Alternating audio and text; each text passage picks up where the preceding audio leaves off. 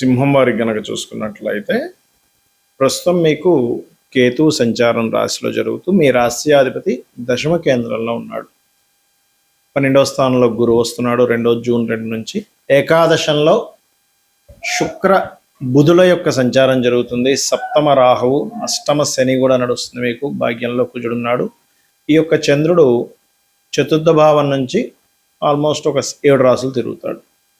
అయితే ఈ యొక్క గ్రహస్థితిని అనుసరించి మీకు ఎలా ఉండబోతుంది, ఏ దేవత ఆరాధన చేయాలి, ఎటువంటి విషయాల పట్ల మీకు జాగ్రత్త వహించాలి అనేటువంటి అంశాలు చెప్తుంది నేనైనప్పటికీ చెప్పిస్తుంది సాక్షాత్ లలిత అమ్మవారిగా భావిస్తూ ఆ లలితాంబిక అమ్మవారి యొక్క అనుగ్రహం మీకు పరిపూర్ణంగా ఉండాలని మనస్ఫూర్తిగా కోరుకుంటూ, ఇక్కడ రాశిలో ఎప్పుడైతే కేతువు యొక్క సంచారం జరుగుతుందో ఇది కాస్త ఆధ్యాత్మిక చింతనను పెంచుతుంది మీకు. మరియు వ్యాపారంలో అభివృద్ధి అనేటువంటిది బుధ శుక్రులు లాభంలో ఉండి ఇస్తున్నారు. కొన్ని శుభకర్మలు కొన్ని విషయాల్లో ఎప్పటి నుంచో ఉన్నటువంటి కొన్ని మంచి పనులు చేద్దామనో లేకపోతే కొన్ని సర్వీస్ ఓరియంటెడ్ రిలేటెడ్ సంబంధించి చేయడానికి అనుకూలంగా ఉంది చెప్పాలంటే. అదేవిధంగా 1వ తేదీ కాస్త ఈ ఏదైనా ప్రాపర్టీ తీసుకునే విషయంలోనది కొంత జాగ్రత్తగా ఉండాలి. మరియు అదేవిధంగా 7, 8 తేదీలు ఎట్టి పరిస్థితుల్లో కూడా మీరు వివాహ నిర్ణయాలు తీసుకోకండి. 9, 10 తేదీలు కాస్త నిందపడతాము, లేకపోతే కొంతవరకు ఏదైతే చూడండి ఒక్కోసారి మనం కొన్ని విషయాల్లో ఇబ్బంది పడుతూ ఉంటాం. అంటే అలాగా అంటే తాతగారు ఆస్తి విషయంలో కానీ ఇటువంటి విషయాల పట్ల, అంటే తాతగారు ఆస్తి సంబంధించినటువంటి విషయాల్లో తొందరపాటు నిర్ణయాలు ఎట్టి పరిస్థితుల్లో పనికిరావు అనేటువంటి చూపిస్తుంది. ఉద్యోగంలో ప్రభుత్వ ఉద్యోగం కోసం చేసే ప్రయత్నం కొంతవరకు ఫలిస్తుంది. తండ్రి గారి ఆరోగ్య విషయంలో ఆయనకి ఏదైనా కొద్దిగా బీపీ లెవెల్స్ అది ఎక్కువ ఉన్నట్లయితే ఆ యొక్క విషయంలో కొద్దిగా జాగ్రత్తగా ఉండండి. భూమి మూలంగా ధనయోగం, భూభాగ్య యోగం అనేటువంటిది మీకు యాక్టివ్గా ఉంది ప్రస్తుతం. ఇక మీరు నిత్యము కూడా దత్తాత్రేయుడి యొక్క ఆరాధన, కాలభైరవుడి యొక్క ఆరాధన, కాలభైరవ అష్టకం చదువుకోవడం చేయండి. మీకు అన్ని విధాలా బాగుంటుంది. మనకి ఈ గోచారంలో ఉండే గ్రహాల మూలంగా కూడా ఇప్పుడు చూడండి సర్వసాధారణంగా మే ఎండింగ్ కల్లా అయిపోతుంది మనకి ఇప్పుడు కూడా ఎండాకాలం అనేటువంటిది. జూన్ నుంచి చాలా చల్లగా ఉంటుంది, కానీ ఈసారి అలా ఉండదు.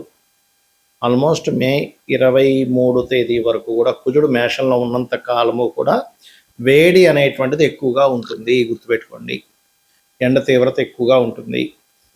ఈసారి ఉండేటువంటి ప్లానటరీ పొజిషన్స్ వేరు. అలాగే కయ్యానికి కాలు దూతున్నట్టుగా ప్రతి దేశం కూడా ఏదో ఒక కారణం చదవడానికి లాస్ట్ ఆల్రెడీ 2-3 నెలల నుంచి చెప్తూనే వస్తున్నాం, ఈ కుజుడు మారినా కూడా ఈ ఫలితం ఉంటుంది అని. ఆ రకంగా మరియు ఎప్పుడూ చూడనంత వర్షం, ఎప్పుడూ చూడనంత వాటర్ రిలేటెడ్ ఇబ్బందులు, అంటే చూడండి ఒకేసారి పెద్ద పెద్ద ఉప్పెనలా వస్తూ ఉంటాయి, అటువంటివి రానున్నాయి. కాబట్టి నీటికి సంబంధించిన, అంటే నీటి ప్రదేశాలకు దగ్గరలో, అంటే సముద్రాల దగ్గర, నదుల దగ్గర, మరియు మనకి చూడండి ఒక్కొక్కసారి లాస్ట్ టైం కూడా మన విజయవాడలో వచ్చింది చూసారా, ఆ ప్రవాహం కాస్త వర్షం ఎక్కువ రావడం వల్ల అటువంటి వాటి దగ్గర నివాసం ఉండేటువంటి వారు కాస్త జాగ్రత్తగా ఉండండి. మరియు నీటి మూలంగా కూడా వచ్చే వైరస్లు ఉన్నాయి కాబట్టి కాస్త కాచి చల్లార్చిన నీరు తాగుతూ ఉండండి. ఇక ఇక్కడ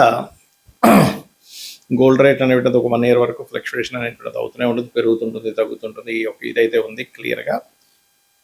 ఇక మరొక విషయం ఏంటంటే, ఒక రాజకీయ నాయకుడికి అతని పదవి మీద కొంత ఇబ్బంది పడే యోగం ఉంది, చాలా సీనియర్ రాజకీయ నాయకుడికి. ఎందుకంటే ఇక్కడ ఉండేటువంటి రవి ఉండే స్థితి, రవి రాశుల్లో ఉండే కేతు స్థితి ఉంది కాబట్టి రాజకీయ నాయకులు కొద్దిగా జాగ్రత్తగా ఉండాలి. ఇక్కడ ఎప్పుడు కూడా గోచారంలో మనకి గ్రహాల యొక్క మార్పుల వల్ల మన జన్మజాతకంలో ఉండేటువంటి ఏవైతే భావం ఉంటుందో ఆ భావం యాక్టివ్ అవ్వడము లేదా డియాక్టివ్ అవ్వడం అనేటువంటిది జరుగుతూ ఉంటుంది. అయితే ఎప్పుడు కూడా గోచార ఫలితం ఒక 10 to 15% అనుకుంటే మీ పర్సనల్ చార్ట్, ఎందుకంటే మీరు పూర్వజన్మల్లో ఎటువంటి మంచి కర్మలు చేశారో తద్వారా జననం, ఎటువంటి మనకు తెలుసో తెలియక కొన్ని అజ్ఞానంలో కొన్ని కర్మలు చేస్తుంటాం, తద్వారా కొన్ని ఇబ్బందులు పడుతూ ఉంటాం. కాబట్టి ఎప్పుడు కూడా మీరు గుర్తుపెట్టుకోండి, మీ పర్సనల్ చార్ట్నే ఇక్కడ చూసుకోవాలి. అంటే మీ లగ్నం ఎలా ఉంది, లగ్నాన్ని బట్టే మనిషి యొక్క తత్వం ఉంటుంది. మీ ధనాధిపతి ఎలా ఉన్నాడు, అంటే మీకు ఏ మార్గంలో ధనం ఉంది, ఎప్పుడు మీకు ధనయోగం బాగా ఉంది, ఎప్పుడు కొంచెం ఇబ్బందికరంగా ఉంది అనేటువంటి విషయం చూసుకోవాలి, గుర్తుపెట్టుకోండి ధన సంబంధించిన విషయంలో. అదేవిధంగా మీరు తీసుకునేటువంటి నిర్ణయాలు ఎలాంటివి, అంటే మీరు ఒక ప్రయత్నం చేస్తున్నారు, ఆ ప్రయత్నం ఎందుకు అవ్వట్లేదు అసలు అంటే ఒక్కొక్కసారి ఏమవుతుందంటే ప్రయత్న స్థానము ఫ్రూట్ఫుల్గా ఉండదు. అంటే మీరు ఒక ప్రయత్నం చేస్తుంటే ఆ ప్రయత్నం ముందుకు వెళ్ళడానికి అది సహకరించదు. దాన్ని మూడవ భావము అంటారు. ధైర్యము, సాహసము, దారిద్రము, పరాక్రమం ఇవన్నీ మూడవ భావంలో ఉంటాయి.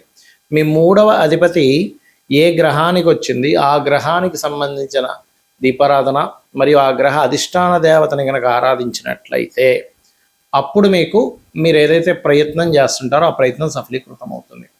అలాగే మనకి జ్యోతిష్శాస్త్రపరంగా గ్రహాలు ఎలా అయితే మనల్ని సేవ్ చేస్తూ ఉంటాయో అదే విధంగా మనకి ప్రత్యేకంగా చుట్టూ ఉన్నటువంటి, అంటే మనం ఎక్కడైతే నివసిస్తుంటామో ఆ నివాసం ఉంటున్నటువంటి ఇంట్లో 16 జోన్స్ ఏవైతే ఉంటాయి, 16 జోన్స్, ఆ 16 జోన్స్ కూడా మనల్ని రూల్ చేస్తూ ఉంటాయి. అక్కడ కూడా నవగ్రహాలు ఉంటాయి కాబట్టి నవగ్రహాలు, అష్టదిక్పాలకులు వీళ్ళందరూ ఉంటారు కాబట్టి వాటి యొక్క ఎనర్జీస్ కూడా మన మీద పనిచేస్తూ ఉంటుంది. ఎందుకంటే అవి స్థిరంగా ఉండేటువంటివి.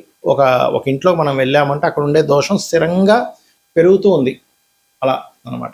కాబట్టి మీరు ఒక గృహం తీసుకునేటప్పుడు ఏ డైరెక్షన్లో ఉండేటువంటి గృహాన్ని మీరు తీసుకోవాలి. అన్ని డైరెక్షన్స్ మంచివే, గుర్తుపెట్టుకోండి. ఇక్కడ తూర్పు, పడమర, ఉత్తర, దక్షిణము, ఆగ్నేయము, వాయువ్యము, అదేవిధంగా ఈశాన్యము, అన్నీ మంచివే.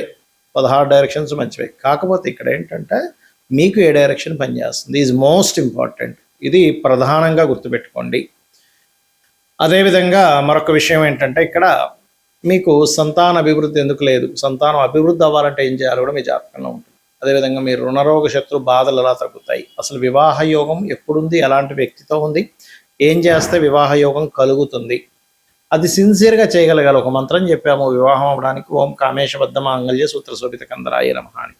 2 రోజులు చేసి మానేసి మళ్ళీ వారం రోజుల తర్వాత మళ్ళీ మొదలుపెట్టి మళ్ళీ మానేసి 2 రోజులు చేసి అలా చేస్తే మీకు ఎక్కడా కూడా ఫలితం రాదు, గుర్తుపెట్టుకోండి. చిన్న ఎగ్జాంపుల్, జిమ్కి వెళ్తేనే రెగ్యులర్గా వెళ్ళాలి. ఒక 2 సంవత్సరాలు వెళ్తే మీ బాడీ ఫిట్ అవుతుంది. అలాంటిది మీరు మంత్రము ఎలా పనిచేస్తుంది? 2 రోజులు చేసి మానేసి మళ్ళీ 3 రోజులు చేసి మానేస్తే పనిచేయదు. రెగ్యులర్గా రోజు చేసేటువంటి మంత్ర సాధన మీకు చక్కటి ఫలితాలను ఇస్తుంది, గుర్తుపెట్టుకోండి. అలాగే మరొక విషయం ఏంటంటే ఇక్కడ గమనించినట్లయితే మీరు ఎప్పుడూ కూడా మీ జాతక చక్ర రీత్యా, అంటే మీ యొక్క దీని పరంగా చూసుకుంటే ఎప్పుడు కూడా గుర్తుపెట్టుకోండి, మీ లైఫ్లో ఒక మంచి దశ అనేటువంటిది ఉంటుంది. ఆ మంచి మహాదశ ఎప్పుడుంది, మంచి అంతర్దశ ఎప్పుడుంది, అప్పుడు ఎక్కడా కూడా మనం రెస్ట్ తీసుకోకుండా పని చేయగలగాలి. అది అసలు మీకు ఆ సమయం అనేటువంటిది ఏదైతుందో మీరు రెగ్యులర్గా సంపాదించే దానికంటే ఒక 10 టైమ్స్ ఇచ్చే టైం అంటారు దాన్ని, మహాదశ. అది ఒక్కొక్క లగ్నానికి ఒక్కొక్క గ్రహం ఇస్తూ ఉంటుంది. ఒక్కొక్కసారి కొంతమందికి 2-3 దశలు బాగా కలిసి వస్తాయి, కొంతమందికి ఒక్క దశ కూడా కలిసి రాకపోవడం, కొంతమందికి లైఫ్ లాంగ్ అద్భుతంగా ఉండడం, కానీ కొంతమందికి 1-2 దశలు కలిసి రావడం జరుగుతుంది. అదేంటో పట్టుకోగలగాలి. లేదా ఇప్పుడు నడుస్తున్నటువంటి మహాదశ బాగా యోగించాలంటే ఏం చేయాలో పట్టుకోగలగాలి.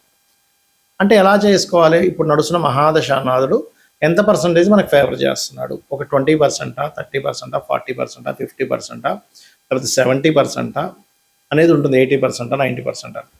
ఇప్పుడు మిగిలింది ఎందుకు అక్కడ మనకి యోగించట్లేదు? దానికి సంబంధించినటువంటి రెమెడీ ఏం చేసుకోవాలి? చిన్న చిన్న దానాలతోని, ఒక మంత్రంతోని దాన్ని అధిగమించవచ్చు. సో ఇవన్నీ చేస్తూ అమ్మవారి అనుగ్రహాన్ని మీరు పరిపూర్ణంగా పొందాలని మనస్ఫూర్తిగా కోరుకుంటూ శ్రీమాత్రే నమః.